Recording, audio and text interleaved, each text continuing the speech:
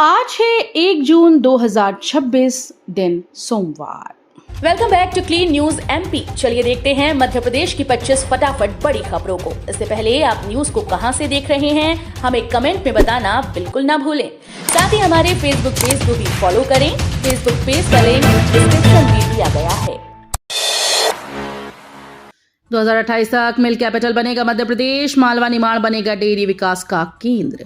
विश्व दुग्ध दिवस के अवसर पर मध्य प्रदेश ने डेयरी क्षेत्र में बड़ा लक्ष्य तय किया। मुख्यमंत्री डॉक्टर मोहन यादव ने वर्ष 2028 तक प्रदेश को देश के मिल्क कैपिटल बनाने का संकल्प लिया। इस महत्वाकांक्षी लक्ष्य को हासिल करने में मालवा निमाड़ क्षेत्र की अहम भूमिका मानी जा रही है, जहां डेयरी गतिविधियां किसानों की आय बढ़ाने का मजबूत साधन बन रही हैं। पशुपालन और डेयरी विभाग के आंकड़ों के अनुसार मध्य प्रदेश वर्तमान में देश का तीसरा सबसे बड़ा दुग्ध उत्पादक राज्य है। ग्वालियर भोपाल के यात्रियों को बड़ी सौगात, हुबली ऋषिकेश ट्रेन अब नियमित चलेगी। रेल यात्रियों के लिए अच्छी खबर है। रेलवे ने हुबली से ग्वालियर होते हुए योग नगरी ऋषिकेश तक चलने वाली साप्ताहिक स्पेशल ट्रेन को नियमित करने का फैसला किया। जुलाई से ये ट्रेन नए स्थायी नंबर 17363, 17364 के साथ एक्सप्रेस सेवा के रूप में संचालित होगी। इस निर्णय से ग्वालियर, भोपाल, इटारसी, झांसी सहित मध्य प्रदेश के हजारों यात्रियों को सीधा लाभ होगा। 16 जून से शुरू होगा नया शैक्षणिक सत्र। स्कूल चले हम अभियान का दूसरा चरण भी होगा शुरू। मध्य प्रदेश में नए शैक्षणिक सत्र की शुरुआत 16 जून से होने जा रही है। इस दिन से प्रदेश भर में स्कूल चले हम अभियान का दूसरा चरण भी शुरू होगा, जो 30 जून तक चलेगा। अभियान का उद्देश्य सभी पात्र बच्चों का स्कूल में प्रवेश सुनिश्चित करना और पढ़ाई छोड़ चुके बच्चों को फिर से शिक्षा से जोड़ना है। राज्य शिक्षा केंद्र ने सभी जिलों को आवश्यक निर्देश जारी किए। ग्रीष्मकालीन अवकाश के बाद स्कूल खुलने पर शाला प्रवेश उत्सव आयोजित किया जाएगा। एमपी कांग्रेस का सोशल मीडिया वॉरियर्स अभियान शुरू, युवाओं और इन्फ्लुएंसर्स को जोड़ने पर जोर। मध्य प्रदेश कांग्रेस ने डिजिटल प्लेटफॉर्म पर अपनी पकड़ मजबूत करने के लिए सोशल मीडिया वॉरियर्स अभियान की शुरुआत की। इस अभियान का उद्देश्य युवाओं, social media influencers, content creators और जागरूक नागरिकों को पार्टी की गतिविधियों और विचारों से जोड़ना है। अभियान का शुभारंभ प्रदेश कांग्रेस कार्यालय में किया गया, जहां पार्टी नेताओं ने इसकी रूपरेखा साझा की। कांग्रेस का मानना है कि डिजिटल माध्यम आज जनसंपर्क का प्रभावी साधन बन चुका है। अभियान के जरिए पार्टी युवाओं की भागीदारी बढ़ाने और सोशल मीडिया पर अपनी पहुंच मजबूत करने का प्रयास करेगी। सिंघस 2028 की तैयारी तेज, बनेगा मेला प्राधिकरण बोर्ड, एआई से होगा भीड़ प्रबंधन। उज्जैन में वर्ष 2028 में आयोजित होने वाले सिंघस महाकुंभ की तैयारियां तेज हो गई। अनुमान है कि इस बार 35 से 40 करोड़ श्रद्धालु और पर्यटक सिंघस में शामिल हो सकते हैं। विशाल आयोजन के सुचारू संचालन के लिए राज्य सरकार नया सिंघस मेला अधिनियम 2026 लाने की तैयारी कर रही है। इसके तहत सिंघस मेला प्राधिकरण बोर्ड का गठन होगा, जिसकी कमान कलेक्टर और राजस्व अधिकारियों के हाथ में रहेगी। मध्य प्रदेश में तबादलों पर लगी रोक खत्म, 15 जून तक होंगे ट्रांसफर। मध्य प्रदेश में आज से तबादलों पर लगी हुई रोक हटा दी गई। राज्य सरकार के निर्देशानुसार सभी विभाग 15 जून तक प्रशासनिक और स्वैच्छिक आधार पर कर्मचारियों के तबादले कर सकेंगे।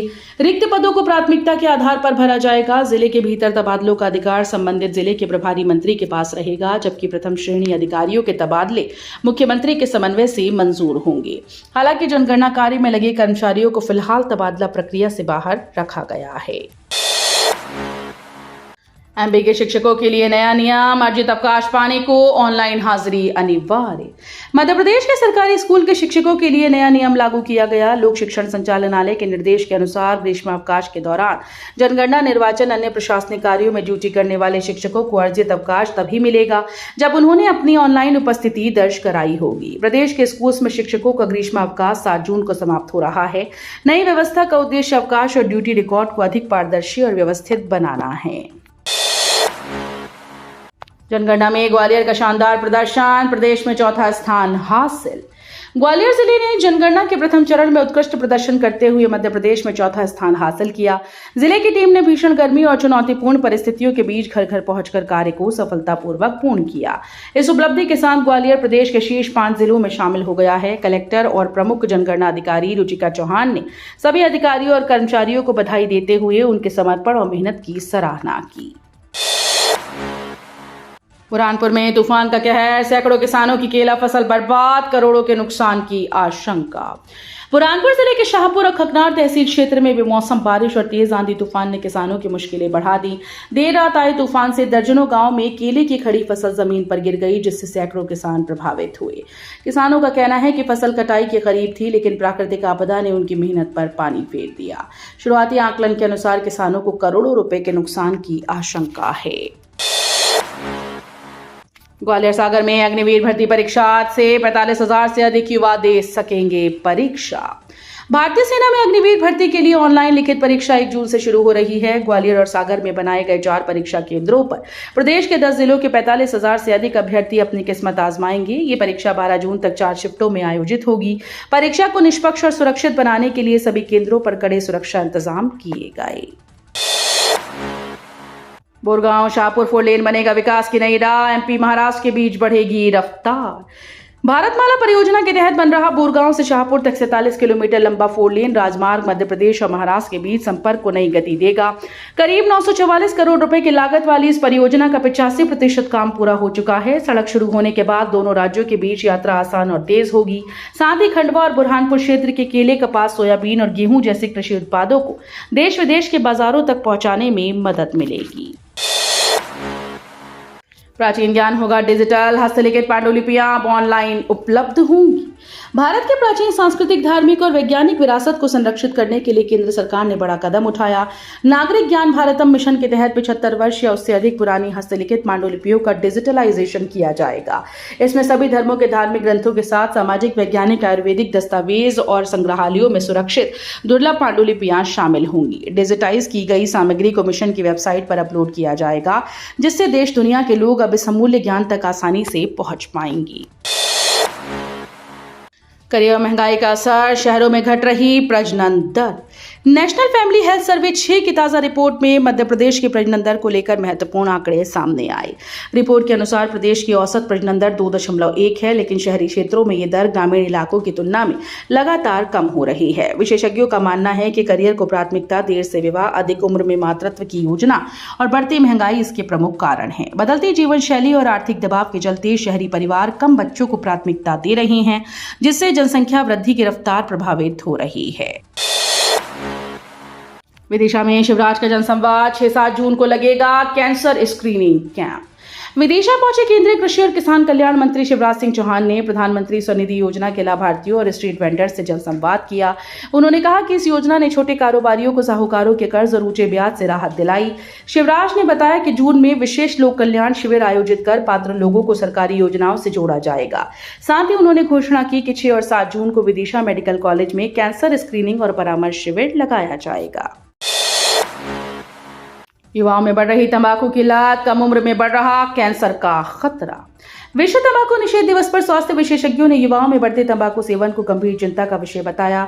इंडियन मेडिकल एसोसिएशन की cancer and tobacco control committee के अनुसार गुटखा, तंबाकू, निकोटीन उत्पादों की लत नई पीढ़ी को तेजी से कैंसर की ओर धकेल रही है। पहले मुंह का कैंसर अधिकतर बुजुर्गों में देखा जाता था, लेकिन अब 25 से 40 वर्ष के युवाओं में इसके मामले बढ़ रहे हैं। विशेषज्ञों का कहना है कि तंबाकू से दूरी और जागरूकता की इस खतरनाक लत और कैंसर से बचाव का सबसे प्रभावी तरीका है। इंदौर में पानी की बर्बादी पर सख्ती, समझाइश के बाद होगा चालान। इंदौर में बढ़ते जल संकट के बीच नगर निगम ने पानी की बर्बादी रोकने के लिए सख्त कदम उठाए। निगम कमिश्नर क्षितिज सिंघल ने अधिकारियों को निर्देश दिए कि जल सप्लाई के दौरान नियमित निरीक्षण किया जाए और जिन घरों या स्थानों पर पानी बेवजह बहाया जा रहा है वहां कार्रवाई की जाए। पहले लोगों को समझाइश देकर नलों में टोटियां लगाने और पानी बचाने के लिए प्रेरित किया जाएगा। इसके बाद भी लापरवाही जारी रहने पर चालानी कार्रवाई की जाएगी। 12वीं बोर्ड में बड़ी चूक, अंग्रेजी में 3 से सीधे 63 अंक। रीचेकिंग के बाद खुली मूल्यांकन की पोल। सीतापुर जिले की छात्रा पलक चौहान के मामले ने बोर्ड परीक्षा मूल्यांकन व्यवस्था पर गंभीर सवाल खड़े कर दिए। मुख्य परीक्षा परिणाम में अंग्रेजी विषय की थ्योरी में उसे 80 में से केवल 3 अंक मिले थे, जबकि छात्रा को अपने प्रदर्शन पर पूरा भरोसा था। इसके बाद पलक ने रीचेकिंग के लिए आवेदन किया। दोबारा जांच में उसके अंक 60 बढ़ गए और उसे 63 अंक प्राप्त हुए। इस बड़ी गलती के सामने आने के बाद अभिभावकों और छात्रों में नाराजगी है। सोयाबीन बीज संकट, बड़ी कीमतें, बाजार में किल्लत से किसान परेशान। पिछले साल सोयाबीन के अच्छे दाम मिलने से किसानों में उत्साह था, लेकिन इस बार बुआई से पहले बीज की कमी नई चिंता बन गई। बाजार में प्रमाणित सोयाबीन बीज की कीमतें बढ़कर 11,000 रुपए प्रति क्विंटल तक पहुंच गईं, जबकि अप्रमाणित बीज भी खुलेआम बिक रहा है। जिले में बीज निगम केंद्र बंद होने से किसानों की परेशानी और बढ़ गई। अब उन्हें सरकारी संस्थाओं और निजी बीज कंपनीज पर निर्भर रहना पड़ रहा है। हालांकि कृषि विभाग के अधिकारियों का दावा है कि जिले में बीज की कोई कमी नहीं है। जबलपुर में मतांतरण की सूचना पर बवाल, बजरंग दल विहिप का हंगामा, पुलिस ने संभाला मोर्चा। जबलपुर के आधारताल थाना क्षेत्र स्थित सुहागी इलाके में कथित मतांतरण की सूचना के बाद माहौल तनावपूर्ण हो गया। बजरंग दल और विश्व हिंदू परिषद के बड़ी संख्या में कार्यकर्ता मौके पर पहुंचे और विरोध प्रदर्शन शुरू किया। सूचना मिलते ही पुलिस बल भी घटनास्थल पर पहुंचा और स्थिति को नियंत्रण में लिया। संगठन के पदाधिकारियों का आरोप है कि कुछ लोगों के द्वारा लालच देकर धन परिवर्तन कराने का प्रयास किया जा रहा था। कार्यकर्ताओं ने प्रशासन से मामले की निष्पक्ष जांच और दोषियों के खिलाफ कड़ी कार्रवाई की मांग की है। 16 जुलाई को निकलेगी भगवान जगन्नाथ की भव्य रथ यात्रा, कुलैत में तैयारियां शुरू। भगवान जगन्नाथ जी के प्रसिद्ध धाम कुलैत में वार्षिक रथ यात्रा की तैयारियां शुरू हो गई। परंपरा के अनुसार 16 जुलाई को भगवान जगन्नाथ, उनके बड़े भाई बलभद्र और बहन सुभद्रा की भव्य रथ यात्रा मंदिर से निकाली जाएगी। रथ यात्रा माता मंदिर पहुंचकर एक दिन विश्राम करेगी और 17 जुलाई को पुनः मुख्य मंदिर लौटेगी। वापसी पर भगवान को विशेष भोग अर्पित किया जाएगा। मान्यता है कि भगवान जगन्नाथ के समक्ष रखे गए भात से भरे घट स्वतः 4 भागों में विभाजित हो जाते हैं। एमपी में स्टार्टअप्स को बड़ा तोहफा, एमएसएमई इकाइयों को 3 साल तक मिलेगी मुफ्त बिजली। मध्य प्रदेश सरकार ने स्टार्टअप और एमएसएमई क्षेत्र को बढ़ावा देने के लिए बड़ा फैसला लिया। स्टार्टअप नीति और कार्यान्वयन योजना 2025 के तहत विनिर्माण आधारित पात्र नई स्टार्टअप इकाइयों को 3 वर्षों तक विद्युत शुल्क में छूट दी जाएगी। ये लाभ नए बिजली कनेक्शन की तारीख से मिलेगा और इसे 28 फरवरी 2025 से प्रभावी माना जाएगा। सरकार का उद्देश्य युवाओं को उद्योग स्थापित करने के लिए प्रोत्साहित करना और निवेश बढ़ाना है। एमपी में सड़क नेटवर्क का विस्तार, भोपाल ईस्टर्न बाईपास समेत 7 नई सड़कें बनेंगी। मध्य प्रदेश में यातायात जाम की समस्या कम करने और सड़क कनेक्टिविटी बेहतर बनाने के लिए बड़ा कदम उठाया गया। भोपाल ईस्टर्न बाईपास सहित 7 नई सड़क परियोजनाएं हाइब्रिड एन्युटी मॉडल पर विकसित की जाएंगी। इन परियोजनाओं की अनुमानित लागत 18,675 करोड़ है। सड़क विकास निगम ने प्रस्ताव राज्य स्तरीय अधिकार प्राप्त समिति को भेज दिया। इस मॉडल के तहत कुल लागत का 40% हिस्सा सरकार वहन करेगी। इंदौर खंडवा हाईवे का रास्ता साफ, 22 टावर शिफ्ट होंगे, 1000 पेड़ों की कटाई को मंजूरी। इंदौर खंडवा राष्ट्रीय राजमार्ग परियोजना की एक बड़ी बाधा अब दूर हो गई। हाईवे के बीच से गुजर रही हाई टेंशन बिजली लाइन और 22 टावर्स को हटाकर नए स्थान पर स्थापित करने का मार्ग प्रशस्त हो गया। इसके लिए भारतीय राष्ट्रीय राजमार्ग प्राधिकरण को वन और पर्यावरण मंत्रालय से आवश्यक अनुमति मिल चुकी है। निर्माण एजेंसी को कार्य के दौरान करीब 1000 पेड़ों की कटाई करनी होगी। हालांकि वन भूमि से जुड़े कुछ मामलों में अभी कागजी प्रक्रिया जारी है, जिसके पूरा होने में 15 से 25 दिन का समय लग सकता है। एमपी राज्यसभा चुनाव, कांग्रेस उम्मीदवार पर भाजपा की नजर, तीसरी सीट पर बढ़ी सियासी हलचल। मध्य प्रदेश में आगामी राज्यसभा चुनाव को लेकर राजनीतिक गतिविधियां तेज हो गईं। मौजूदा विधानसभा संख्या बल के अनुसार 3 रिक्त सीटों में से 2 पर भाजपा और 1 पर कांग्रेस की जीत लगभग तय मानी जा रही है। इसके बावजूद तीसरी सीट को लेकर सियासी समीकरण चर्चा में है। सूत्रों के अनुसार भाजपा कांग्रेस के उम्मीदवार की घोषणा का इंतजार कर रही है और अपने सभी विकल्प खुले रखे हैं। माना जा रहा है कि यदि कांग्रेस कमजोर उम्मीदवार उतारती है तो भाजपा अतिरिक्त प्रत्याशी मैदान में उतारकर मुकाबले को दिलचस्प बना सकती है।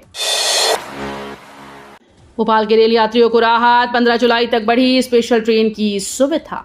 गर्मी की छुट्टियों और बढ़ती यात्री संख्या को देखते हुए रेलवे ने यात्रियों को बड़ी राहत दी। दानापुर और sir M Visvesvaraya terminal Bengaluru के बीच चल रही स्पेशल एक्सप्रेस ट्रेन की अवधि बढ़ा दी गई। रेलवे प्रशासन ने दोनों दिशाओं में 45-45 अतिरिक्त फेरे संचालित करने का निर्णय लिया।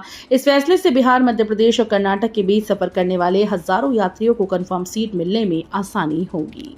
तो ये थी आज की 25 फटाफट बड़ी खबरें। अगर आपको न्यूज पसंद आई हो तो वीडियो को लाइक और शेयर जरूर करें। धन्यवाद।